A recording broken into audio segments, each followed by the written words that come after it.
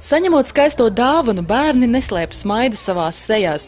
Jaunais rotaļu un sporta laukums Zilupes novada Zaļiesķes pagastā labdarības mērķos ir izveidots uz pagasta iedzīvotājiem Jansonu ģimenei piedarošās zemes. Ideja radās ar to, kad paskatoties šeit, kad lauku bērniem nav vispār kur pavadīt savu laiku, ja, kā tikai klejojot apkārt vai no uz asfaltu zīmējot visādas klasītes un laikājot, mēs nopratām, ka bērniem nav kur rotaļāties un ka vajadzētu mēģināt izveidot šeit priekš bērniem tādu rotaļu un sporta laukumiņu. Bērnu brīvā laika organizēšanas biedrības Rupucīši vadītājiem uz savu 3 hektārus lielā zemes gabala ir iecerēts vēl izveidot futbola, basketbola un pat hokeja laukumus, uzstādīt kāpelējumu zviedru sienu, ierīkot soliņus, tualeti un attīstīt laukumu apkārtni.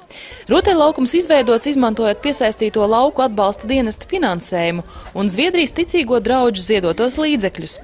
Kamēr bērni priecājas par jauno rotaļu laukumu, vecāki gan ir bažīgi par laukuma atrašanās vietu, jo tas izvietots šosejas malā, aptuveni kilometru no Zaļiesķes centra un 2 kilometrus no blakus esošā Pasienes ciemata.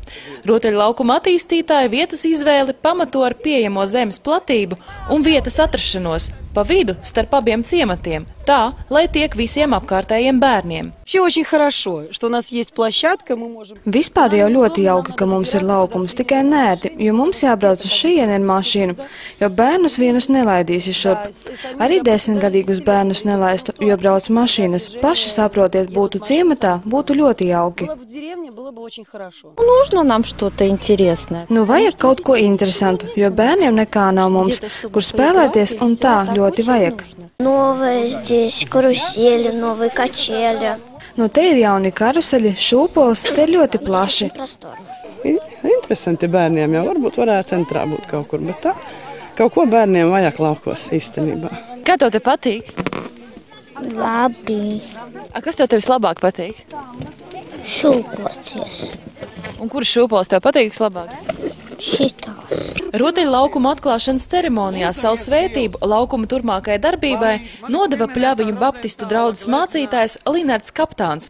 Laba vēlējumus izteica arī Saeimas deputāts Ivans Ribakovs, Ludzas iecirkņa kārtības policijas nodaļas pārstāvji, Audžu ģimeņu biedrība Muna Sēta un Zilupes novada domas priekšsēdētājs Oļeks Agafonovs.